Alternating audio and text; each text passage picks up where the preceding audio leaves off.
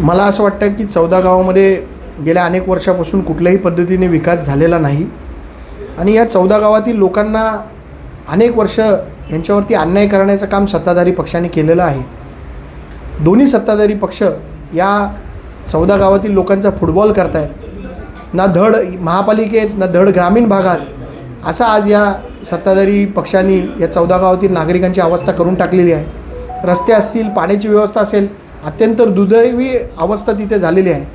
आणि ही जी 14 गावं विकास समिती दोन्ही पक्षाच्या काही चट्ट्याबट्ट्यांनी मिळून बनवलेली आहे, त्यांनी खरं तर या 14 गावांची वाट लावलेली आहे आणि 14 गावांच्या निर्णयाला जे मागे झाले होते त्या निर्णयाला हरताळा फासण्याचं काम या विकास समितीने केलेलं आहे। ही विकास समिती बरखास्त करावी आणि 14 गावातील नागरिकांना माझी विनंती आहे की या संघर्ष ही जी समिती आहे 14 गाव विकास समिती, या लोकांना गावात आले तर गावात उभे करू नका, यांना हाकलून लावा गावातनं, कारण यांनी या 14 गावांची वाट लावलेली आहे असा माझा ठाम आरोप आहे। काय सांग किती हास्यास्पद आहे की सत्ताधारी पक्षातले लोक त्या गावांना एकतर विकासापासून वंचित ठेवतात आणि त्याचबरोबर ही गावं कुठल्या महापालिकेत असावी याचा निर्णय घेऊ शकत नाही।